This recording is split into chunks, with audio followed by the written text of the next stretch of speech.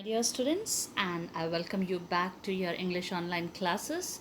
Hope you all are doing fine. And I just pray to God that may this pandemic come to an end at the earliest so that we can all come together and once again we can have the normal life with all studies going around us. Now, let's move on to the chapter The Enemy.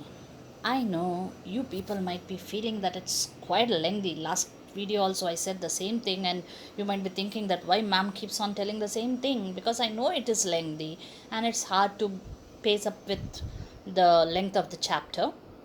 But still, I know all my dear students, you people are really very good and you will definitely cooperate with me. Moving on to the rest of the part for explanation, first of all, as is our usual work, we will have a quick recall of what we have studied in the previous videos. So little fast I'll be page wise. As you can see, it is displayed over there on your screen. The chapter The Enemy, as I have said to you in the beginning itself, that this chapter is related to humanity, the feeling of compassion for those who are in difficulty, despite of the fact that they belong to what caste or creed or religion, etc.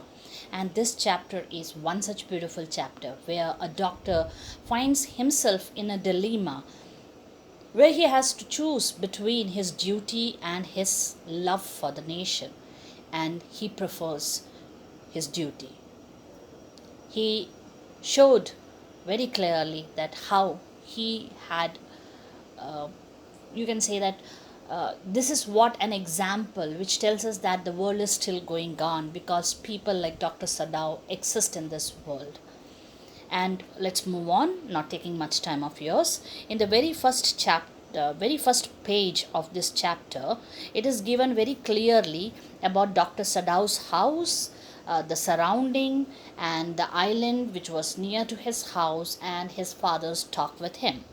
The very second chapter, the very second page of this chapter tells us that Dr. Sadao, in a very young age of 22, was sent to America because his father was very much keen to get his son study medicine. And at the age of 30, he returned back, and before his father passed away, he turned out to be a great surgeon and a scientist as well. Two of the reasons why he was not sent along with the army is also been mentioned in this page. The first one is that he was, as a scientist, he was trying to not discover, but he was trying to discover the way a particular medicine already been discovered to work more perfectly. And the second reason was the general of the army was under medication and could need an operation anytime, so he relies only on Dr. Sadao. Also, we have seen that Dr. Sadao, while he was standing in the veranda of his house, he was just admiring the weather outside, where the cold waves were getting mixed up with the warm of around, and because of that reason it was becoming misty, foggy, and the fog was covering slowly everything. Then further we have seen that he started thinking about his wife, going to her and his children. But meanwhile the door opened and his wife came outside wearing on the traditional Japanese dress, and he went back into the memory of his young age, where he happens to meet Hannah for the first time, and he holds himself from falling in love with her because he wanted to first you can say assure that she was a pure Japanese race, and without his father's consent he cannot fall in love with her if she's not a Japanese. And then we people move on to the third page of this chapter, where we people have seen that he falls in love with her, and then they get married with their father's permission, and were happily married, still in love with two kids. And at that particular moment, while they both were immersed in their own this world of love, they happened to see a black figure coming out from the ocean, and it looks like as if though it was not coming out, but the ocean has flung it out. The ocean has thrown it out, and then it was staggering, and then it fell on its stomach with the face buried in the sand. They got worried that it might be a fisherman who might be badly injured, washed from his boat. Then in the fourth page, we people came across that they both ran and went to this that man whom they have seen falling on his face on the sand. And as was doubted, what the one side of his the sand was all red, means the blood was there. And then further, when they turned this man, they were totally shocked because it was a white man wounded. And after this was found, they were totally in a dilemma. And first, Dr. Sadao, he found out why he is wounded, and he found there was a gunshot at the right lower back, and he was bleeding. And they were surprised that how come this man came over here.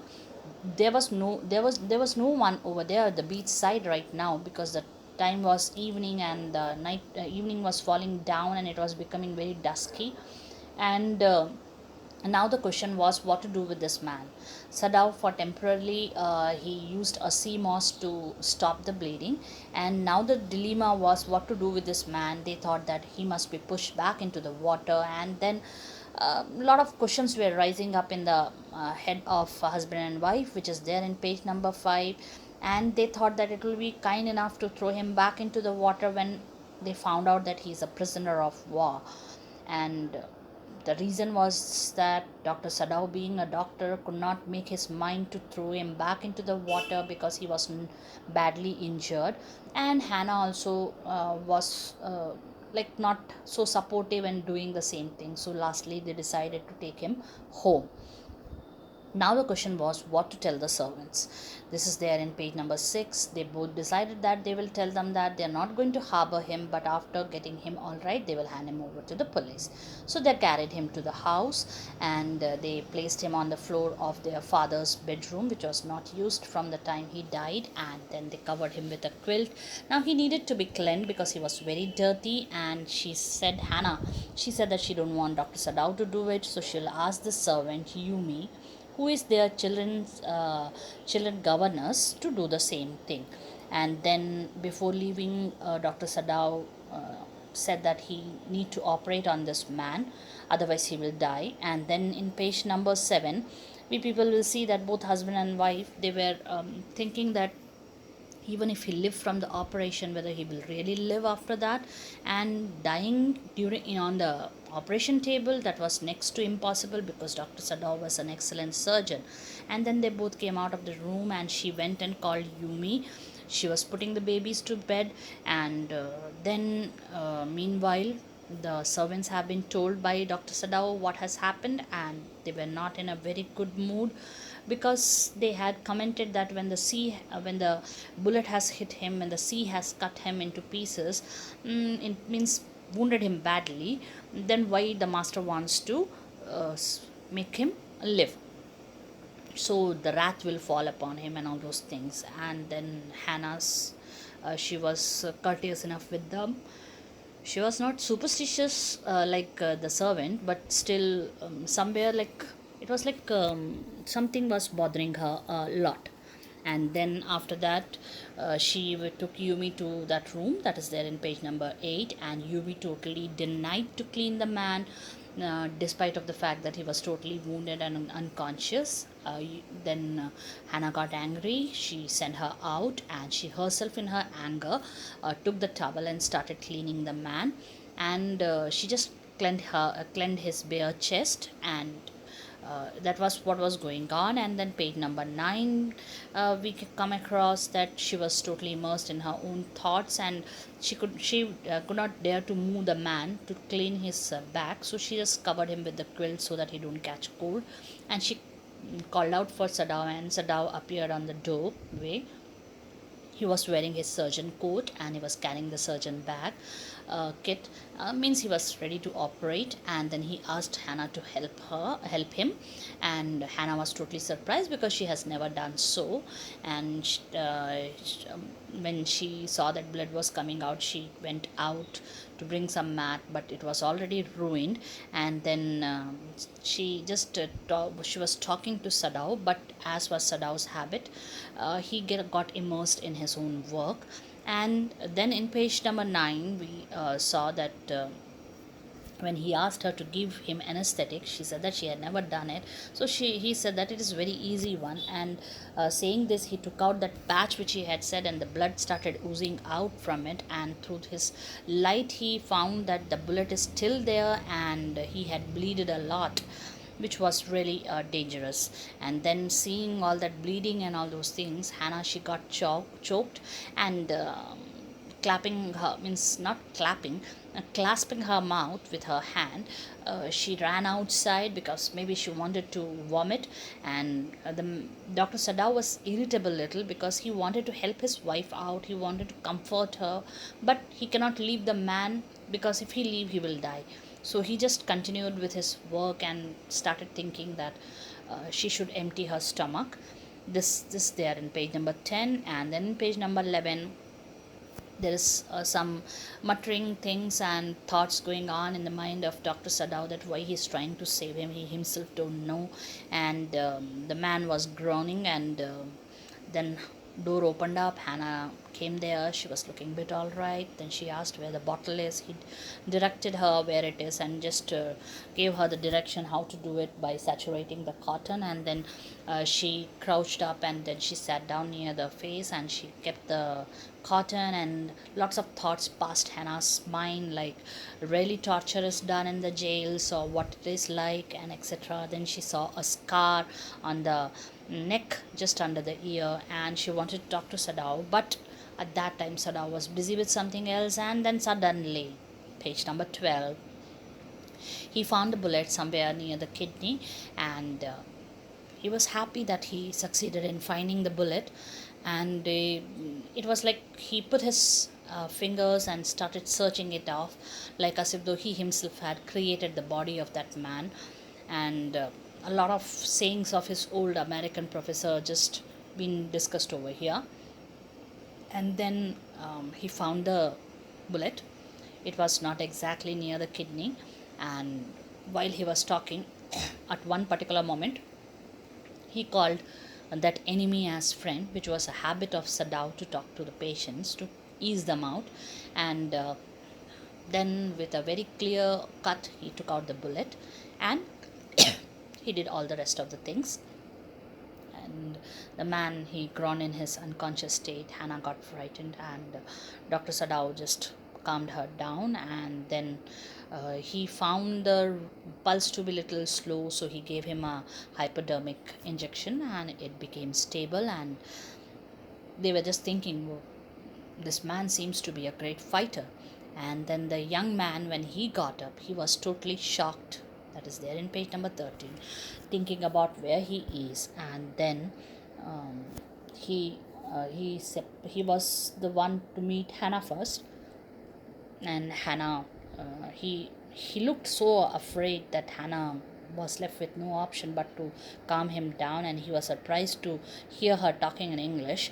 And then he came to know that she had been in America for a long time. And somehow this man, he tried to make some conversation, but it was like no zero approach from Hannah's side, as well as from Sadao when he came to check him up. And Sadao shouted that he tried to make an attempt to get up. And then when the boy was about to introduce himself or speak to him, he said that you please don't talk to me until and unless I ask to. And then there was a total silence over there. And they looked at each other. And then after that, so Hannah said to Dr. Sadao that the servants are talking something which is not very good, because they feel that they are traitors. In page number 14, we have seen that Sadao harshly declined it, and he said that I'm going to hand him over, but as a doctor I'm not supposed to let any person die. This Hannah understands, but servants don't. And then we have seen in page number 14 the talks between the servants, where the servants think that the Dr. Sadao is very proud of his skill, and because of that reason he wants to save every second person, even if it is an enemy. Sorry. And then we have seen Yumi's concern for the children, and while they talked, they always made sure that words falls into the ears of Hannah so that she can understand, and she can understand things what's going on. And she thinks that yes, to one part it is correct what they are saying, but other part of hers, I don't know what, just stops her from being too harsh or being an enemy towards that boy, the young man. And in page number 15 we have seen that he tries to introduce himself to Hannah, and to that Hannah was not very friendly, and he felt very hurt. But what she can do, because he was a total menace, a trouble, a headache, and a tension for the entire house. This is what we have done in the previous videos, and now let's continue. As for Sadao, every day he examined the wound carefully. The last stitches had been pulled out this morning, and the young man would, in a fortnight, be nearly as well as ever. Sadao went back to his office and carefully typed a letter to the chief of police reporting the whole matter. On the 21st day of February, an escaped prisoner was washed up on the shore in front of my house. So far he typed, and then he opened a secret drawer of his desk and put the unfinished report into it. On the 7th day after that, two things happened. In the morning, the servants left together, their belongings tied in a large square cotton kerchiefs. When Hannah got up in the morning, nothing was done, the house not cleaned, and the food not prepared, and she knew what it meant. She was dismayed and even terrified, but her pride as a mistress would not allow her to show it. Instead, she inclined her head gracefully when they appeared before her in the kitchen, and she paid them off and thanked them for all that they had done for her. They were crying, but she did not cry. The cook and the gardener had served Sadao since he was a little boy in his father's house, and Yumi cried because of the children. She was so grieving that after she had gone, she ran back to Hannah. If the baby misses me too much tonight, send for me. I'm going to my own house, and you know where it is. Thank you, Hannah said, smiling. But she told herself she would not send for Yumi, however the baby cried. Okay, my dear students. Now here we can see that Dr. Sadao, as being a doctor, he examined his wound every day, and he found that the stitches can be pulled out, and after the last stitches have been pulled out, he was very sure that within a fortnight the young man will be perfectly all right. So he went to his study room. He typed a letter to the chief of the police reporting that on the 21st day means on the 21st of February, a man, a prisoner of war, he escaped and washed off, and he came in front of the my house on the shore, and typing this much, he kept it in a secret drawer of his desk, and he left that unfinished report like that only. Now the 7th day from 21st of February, remember this, 7th day from the 21st of February, two things happened. Out of two, first one I'm mentioning now. Two things happened. The first one was that all the servants, they left together. And how Hannah came to know about this? Morning when Hannah got up, she found that nothing has been done in the house. No cleaning, no cooking, nothing has been done. So she understood what might be the reason. So she was dismayed, she was unhappy, sad, as well as she was terrified. Both the things are correct. Sad and unhappy because they were leaving and going, and terrified because when they leave and go, what they're going to tell outside, that they don't know.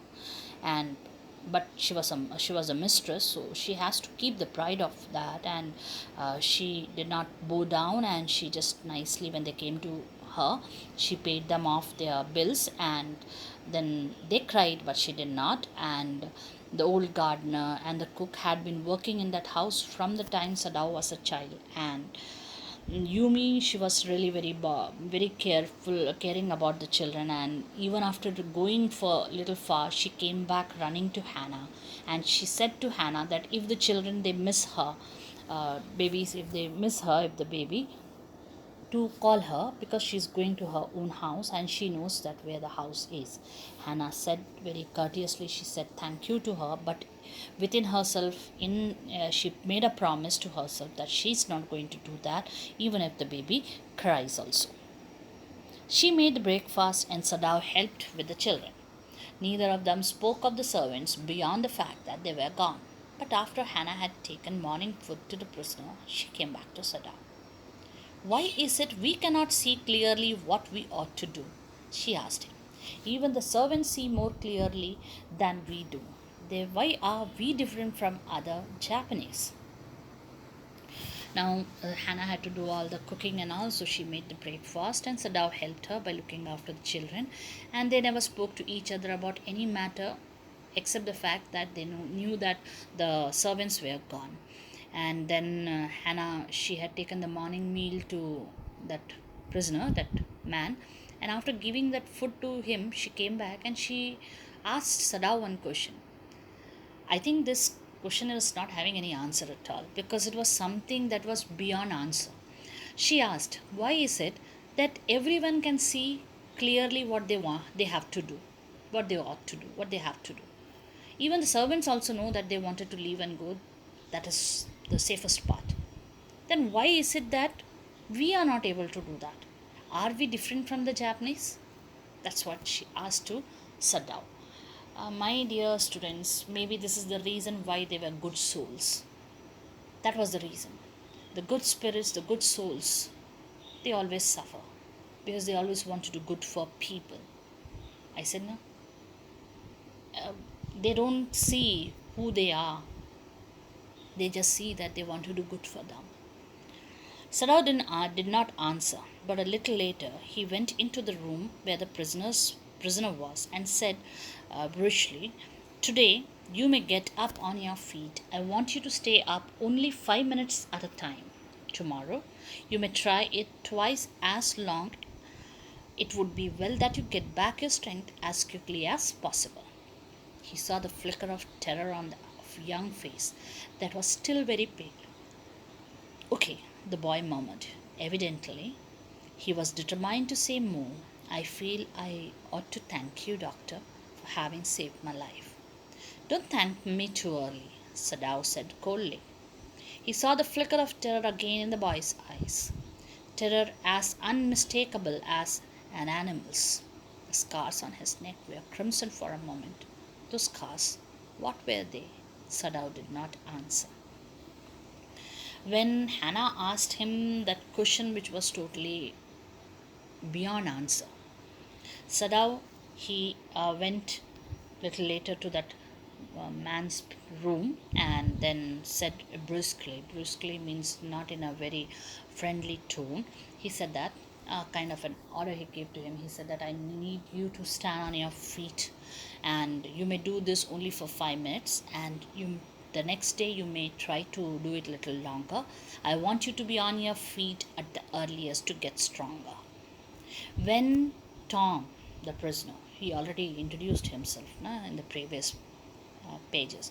So when Tom heard this, a kind of a terror passed on his still pale face, because he knew that if he gets stronger and if he becomes fit, what will happen to him. But still he murmured, "Okay." He wanted to say something else, but then he said, "Doctor, I want to thank you for saving my life." To that, you know what doctor said? What Sadao said? He said that, "Please don't thank me so early." Okay, if someone helps you, you say thank you, and that person says welcome. But why is it that Dr. Sadao said this? He said that, "Please don't thank me so early." When he said this, a kind of a terror could be seen in the eyes of that boy. Linus' terror as unmistakable as an animal's. Like, say, for example, if a dog is there right in front of you and you pick up a stone to just hit him and you just raise up your hand with the stone in your hand, you can see how he looks at you with terror in its eyes. So the same thing is there been mentioned in the eyes of that boy. And then Sadao saw that scar about which I spoke to you earlier, and it has turned crimson, means the color started fading out. But he started thinking from where that boy might have got the scar. In the afternoon, the second thing happened. I told you, 7th day from the 21st of February, two things happened. First thing I have already explained, the servant leaving and going. Now the second thing. In the afternoon, the second thing happened. Hannah, working hard on unaccustomed labor, saw a messenger come to the door in official uniform. Her hands went weak and she could not draw her breath. The servants must have told already. She ran to Sadao, gasping, unable to utter a word. But by then, the messenger had simply followed her through the garden, and there he stood. She pointed at him helplessly. Sadao looked up from his book. He was in his office, the other partition of which was thrown open to the garden for the southern sunshine. What is it? He asked the messenger, and then he rose, seeing the man's uniform. You are to come to the palace, the man said. The old general is in pain again. Oh, Hannah breathed. Is that all? All? The messenger exclaimed. Is it not enough? Indeed it is, she replied. I'm very sorry. When Sadao came to say goodbye, she was in the kitchen, but doing nothing. The children were asleep, and she sat merely, resting for a moment, more exhausted from her fright than from work. Okay, what was the second thing? That very afternoon, Hannah, she was doing her work. See, lots of servants were there, so she was not used to doing work at home. That is the meaning of that unaccustomed labor over here. Means she was doing something which she was not used to. And suddenly she saw a messenger near the door. He was wearing the official uniform, no? And her hands started trembling. It became weak, and she was not able to breathe. The what was the thought that came into her mind? That the servants, after leaving and going out, they have gone and informed the police. So that's why he's there. She ran to Dr. Sadao, gasping, catching up her breath, and she was not able to utter anything. Meanwhile, what happened? The messenger followed her, and he passed through the garden, and he went and stood where Hannah has reached, near to Dr. Sadao. Hannah was not able to speak, so she just pointed at that man. And Dr. Sadao looked up from his book, and he found that uh, he was in his office, and that partition door was open, and towards the garden side for that sunlight. And then he asked, "What is it?" But when he saw that the messenger was in a uniform, official uniform, he stood up and he asked, "What is it?" So messenger said that you need to come to the palace because the general is in pain.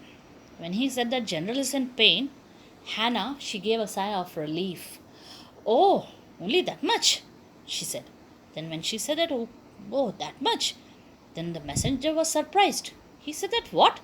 Is it not enough that the general is in pain? For them, general means great personality, the great person, their boss. So he said that, is it not a big thing? Then Hannah said that, definitely, it's a very big thing. I'm very sorry about it. Now Sada was about to leave, and he came to say goodbye to Hannah. She was sitting in the kitchen. Nothing she was doing. Children were sleeping, and it was like she was taking a moment of rest. But she was totally exhausted. She was exhausted not because of work, but because of the fright that was going on within her. I thought they had come to arrest you, she said. He gazed down into her anxious eyes. I must get rid of this man for your sake, she said in distress. He said in distress, somehow I must get rid of him. Hannah, she told her doubt, the fright that she had. She thought that police fellow came to arrest Dr. Sadao.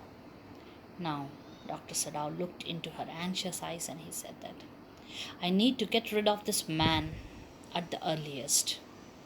Somehow I have to get rid of him so that you can stay in peace. That's what he said to her. Sadao goes to see the general. When he goes to see the general, what was the conversation between the two and how general came out with a solution, that we people will be checking out in our next video. So my dear students, keep a check on the videos and be very regular, and till we meet again in our next video, goodbye and take care.